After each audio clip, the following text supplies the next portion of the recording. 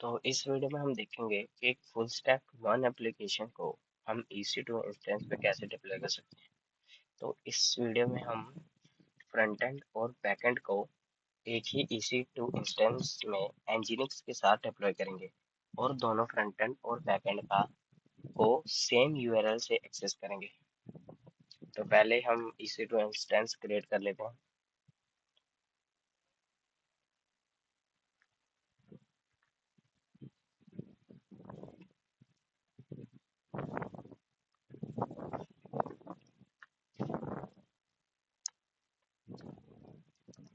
Full stack हमने Amazon Linux select कर लिया है। इसमें टीयर एलिजिबल है। टीयर हम डिफॉल्ट सेलेक्ट कर लेते हैं क्योंकि हमें लोकली SSH से कनेक्ट करना है। HTTP अलो कर लेते हैं ताकि हम फ्रंट एंड को एक्सेस कर सकें और Nginx बाय डिफॉल्ट 80 पोर्ट पे चलता है।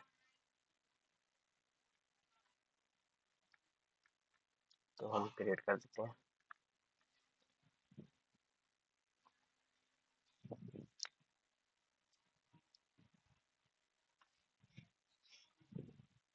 तो हमारा EC2 इंस्टेंस बन चुका है। अभी इंस्टेंस स्टेट पेंडिंग में है। जब ये सक्सेस हो जाएगा तब हम SSH से कनेक्ट कर सकते हैं।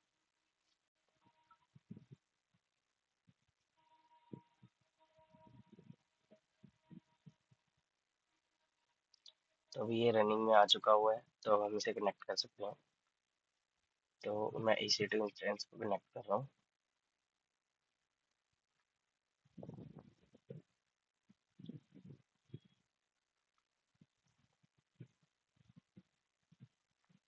तो EC2 इंस्टेंस हमारा कनेक्ट हो रहा है। अगर आपका इसमें कोई इश्यू आ रहा है तो आपको सिक्योरिटी ग्रुप से SSH को इनेबल करना पड़ेगा। तो यहाँ पे हमें Nginx की जरूरत है। उससे पहले हम sudo yum अपडेट कर लेते हैं।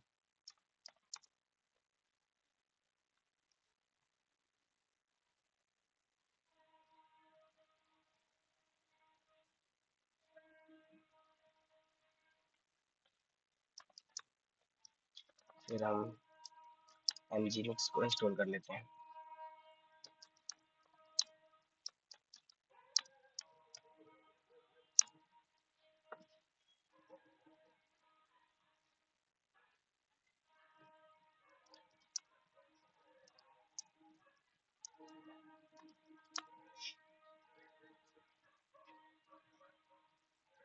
अब हम Nginx को स्टार्ट करते हैं।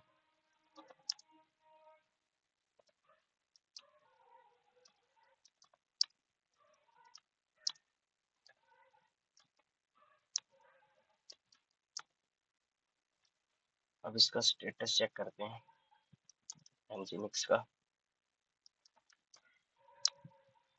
तो ये एक्टिव है, रनिंग में। नाउ हम इसको एक्सेस करते हैं।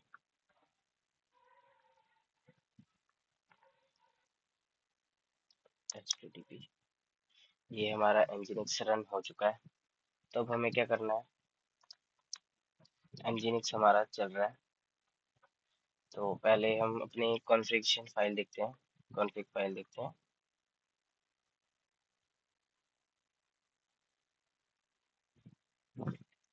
जो कि हमारा होगा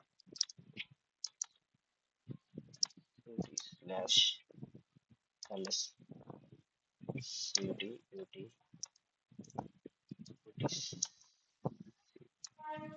cd Nginx cd ng।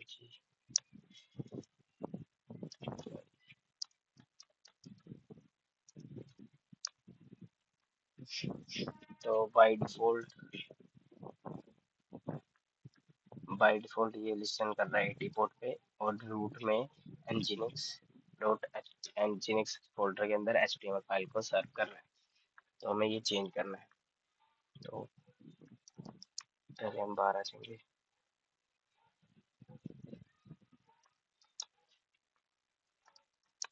तो अब मैं क्या कर रहा हूँ, पहले तो मैं अपना फ्रंट एंड को यहाँ पे रन कर रहा हूँ। पहले तो मैं गिट से क्लोन करूंगा, देन उसको सर्व करूंगा। तो मैंने ऑलरेडी रेपोजिटरी बनाई हुई है फ्रंट एंड के लिए रिएक्ट की।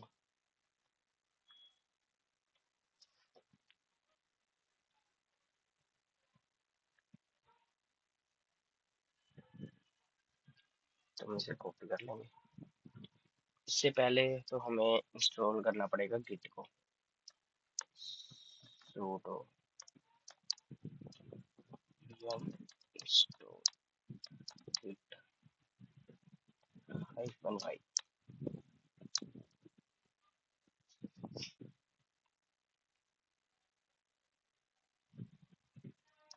तो गिट हमारा इंस्टॉल हो चुका है। हम गिट का वर्जन चेक कर लेते हैं। Git version 2.47। तो हम यहाँ से गिट पहले हम लेते हैं cd स्लैश, क्योंकि यहाँ पे हम रखेंगे अपना फोल्डर।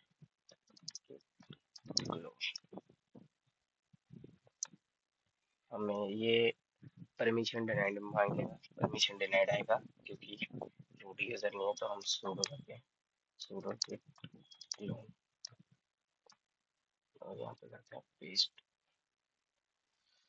वेट वेट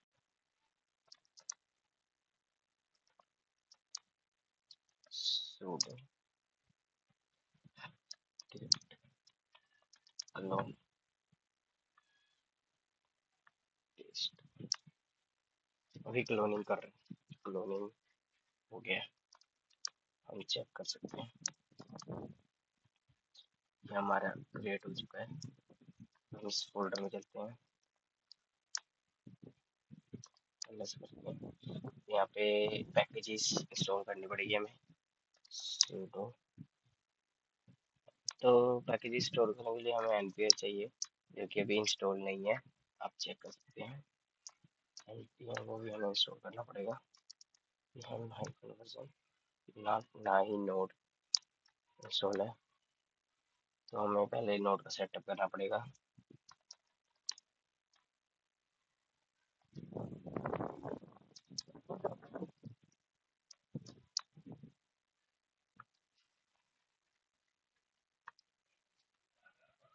तो आप कहीं भी ऑनलाइन से सेटअप्स का देख सकते हो।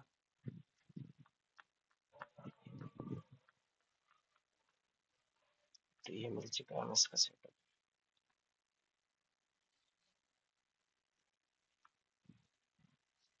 आप पेस्ट करते हैं तो ये वर्जन 16 को इंस्टॉल करेगा। तो ये ओल्ड वर्जन है, तो हम 21 कर लेते हैं। देन इसके बाद हम करेंगे sudo yum install node node.js -y।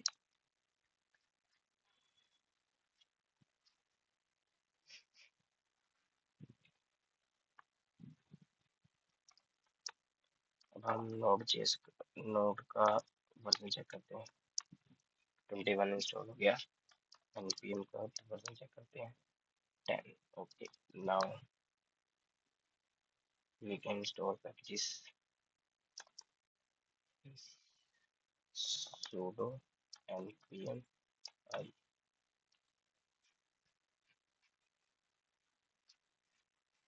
अभी फ्रंट एंड के पैकेजेस इंस्टॉल कर रहा है। तो यहाँ पे इंस्टॉल हो चुके हैं। पर ये कह रहे हैं कि npm का वर्जन 11.4 मिनिमम इंस्टॉल करो। तो इंस्टॉल कर लेते हैं। sudo previously movie नोट का वर्जन।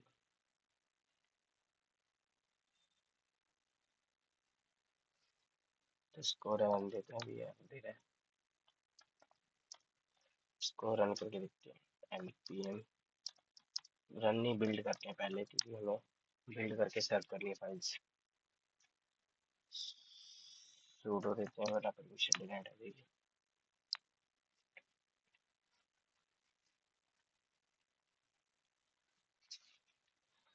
तो जैसे कि हम देख सकते हैं यहाँ पे हमारा डिस्ट फोल्डर क्रिएट हो चुका है, जिसमें हमारी फाइल्स होगी। जैसे हम दिखाते हैं आपको पहले, यहाँ पे एसिड्स इंडेक्स html और white.svg है।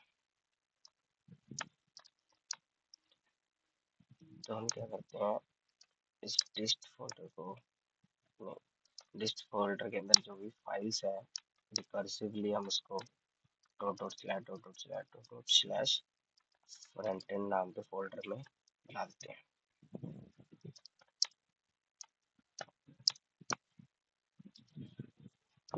तो हम देख सकते हैं cd dot dot slash dot dot slash dot dot slash पे जाके ये हमारा क्रिएट हो चुका है। तो अब हम हमारा फ्रंट एंड क्रिएट हो चुका है, तो हमें इस फोल्डर की जरूरत नहीं है, इसको हम रिमूव कर देते हैं। rm-rf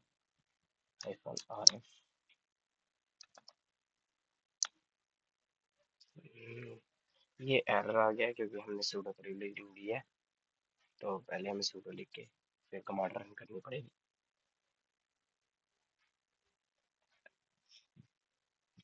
तक इसको होने देते हैं, ये स्टॉप नहीं होगा बीच में।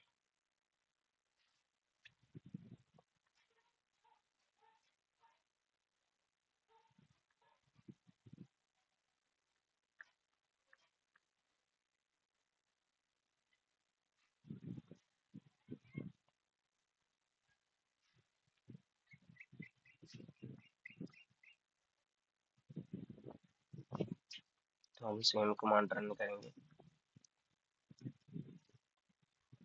और sudo के साथ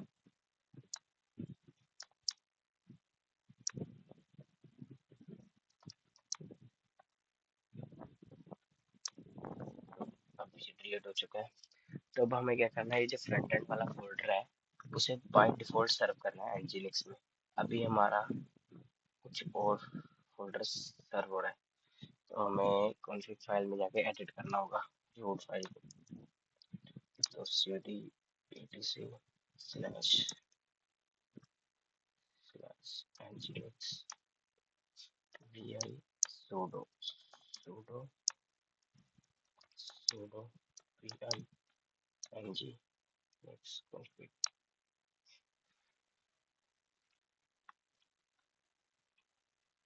तो इंसर्ट मोड में जाते हैं आई दबाकर, और यहाँ पे आप देख सकते हैं रूट अभी सर्व हो रहा है user share nginx slash html।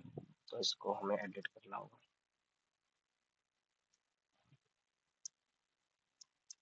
हमारा है स्लैश फ्रंट एंड, ठीक है। तो हमारा हो चुका है, अब हम इसको चेक कर लेते हैं रीलोड करके। System ctl reload nginx status nginx service detail, तो हमें sudo करना पड़ेगा ना। अब हम सेम यूआरएल पे चेक करते हैं, तो अब चेक कर सकते हैं कि हमारा फ्रंट एंड सक्सेसफुली रन हो चुका है। तो एक चीज हमने रन कर दी हुई है, अब हमें बैकएंड रन करना है।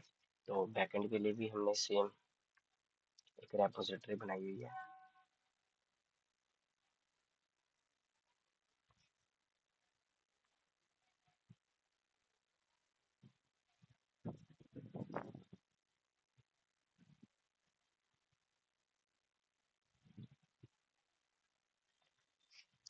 तो हम क्या करते हैं, फिर से हम रूट डायरेक्टरी पे जाते हैं। तो हम यहाँ पे फ्रंट एंड है, तो यहीं पे हम git क्लोन कर लेते हैं, sudo clone paste।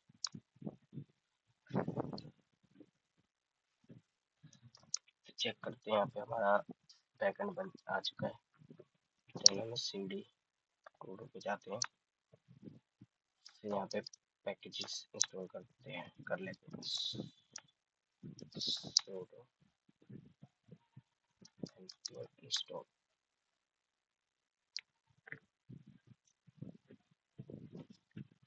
Packages install हो चुकी है।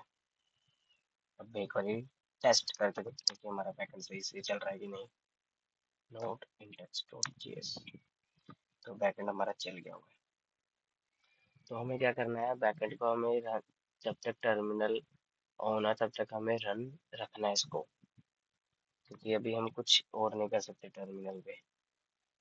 तो अगर हम टर्मिनल को स्टॉप कर दें तब भी वो रन होते रहे, तो इसके लिए हमें pm2 इंस्टॉल करना पड़ेगा। तो npm sudo npm install globally install करना पड़ेगा pm2।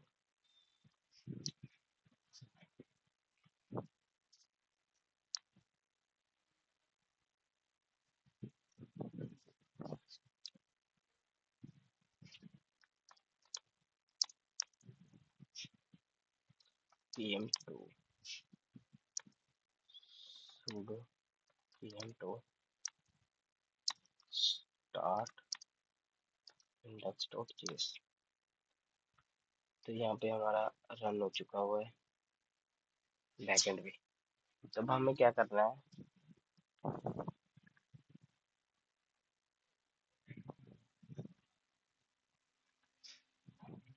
तो हमने क्या करना है, कॉन्फ़िग फाइल को एडिट करना है ताकि सेम यूआरएल स्लैश एपीआई को हम जब एक्सेस करें तो हमारा बैकएंड एक्सेस हो।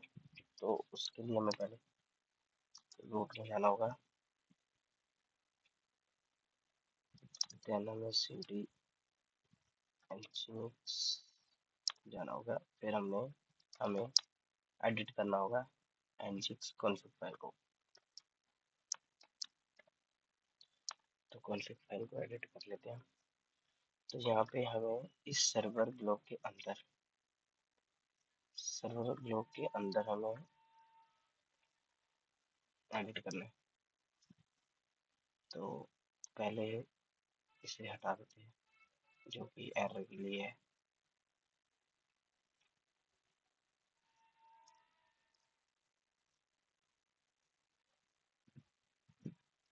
तो रूट हमें यही रहने देना है, ये भी हटा देते हैं और सिर्फ 80 पोर्ट को लिसन करते हैं। तो हमें विद इन सर्वर के अंदर लोकेशन स्लैश एपीआई, मतलब ये है कि जब भी कोई हमारे EC2 इंस्टेंस के पोर्ट स्लैश एपीआई को एक्सेस करे तब हमें ये वाला बैकएंड जो कि पोर्ट 8000 पे चल रहा है उसे सर्व करना है। अभी क्या हो रहा है, इसमें क्या हो रहा है कि जब भी हमारे EC2 इंस्टेंस को कोई एक्सेस करता है तो बाय डिफॉल्ट वो एटीपी डिटेक्ट करता है, जिसमें कि हम स्लैश फ्रंट एंड के अंदर जो फाइल्स है वो सर्व कर रहे हैं। तो अब हमें क्या करना है, जो EC2 इंस्टेंस की जो एड्रेस होगा स्लैश उसके बाद स्लैश एपीआई पे जो कॉल करेगा तो उसे हम बैकएंड सर्व कर देंगे। तो हमें यहाँ पर लोकेशन वाले को ब्लॉक को क्लोज करना है। तो इसको थोड़ा स्ट्रक्चर थोड़ा सही कर देते हैं। ठीक है, तो अभी हम इसे इंसर्ट करते हैं। तो ये इंसर्ट हो चुका है। तो कि हमारा बैकएंड अभी चल रहा था 8000 पे, अभी हमारा बैकएंड 8000 पे चल रहा था और जो हमारा फ्रंट एंड है वो बाय डिफॉल्ट 80 पे हम सर्व कर रहे हैं। तो जब भी अपने EC2 इंस्टेंस के एड्रेस स्लैश एपीआई को एक्सेस करेंगे तो हमें 8000 पे जो EC2 इंस्टेंस में बैकएंड चल रहा है वो सर्व होगा। तो उसके लिए हमें क्या करना होगा, अपने इसको तो वो करना पड़ेगा, रिलोड करना होगा इस nginx को।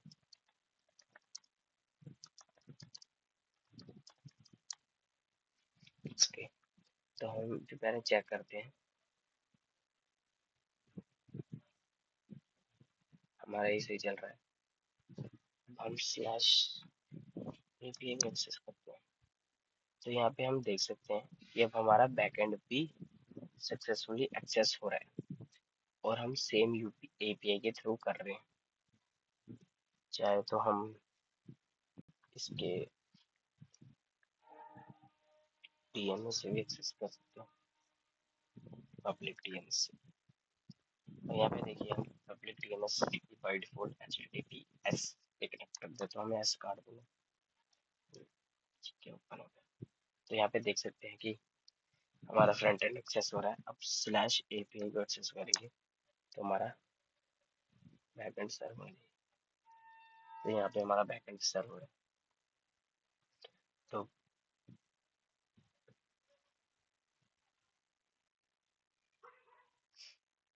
तो आज के लिए वीडियो में बस इतना ही। हमने फ्रंट एंड और बैकएंड को nginx के थ्रू सेम एपीआई से डिप्लॉय किया है। अब हम सेम एपीआई से फ्रंट एंड और बैकएंड को एक्सेस कर सकते हैं।